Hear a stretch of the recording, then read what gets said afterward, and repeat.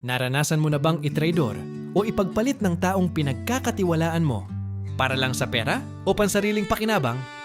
Ganyan ang ginawa ni Judas nang ipagkanulo niya si Jesus kapalit ng 30 salaping pilak.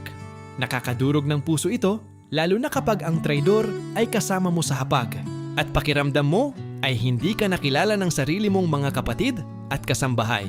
Sa hapon ng Pampaskuwa, nangusap si Jesus na isa sa kanila ang magkakanulo sa kanya. Nang magkunwaring magtanong si Judas ng "Ako po ba?" Diretsong sumagot si Jesus, "Ikaw na ang nagsabi."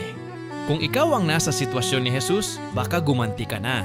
Pero ayon sa unang pagbasa, hindi siya kumibo nang siya'y insultuhin at saktan. Bakit siya nanatiling tahimik?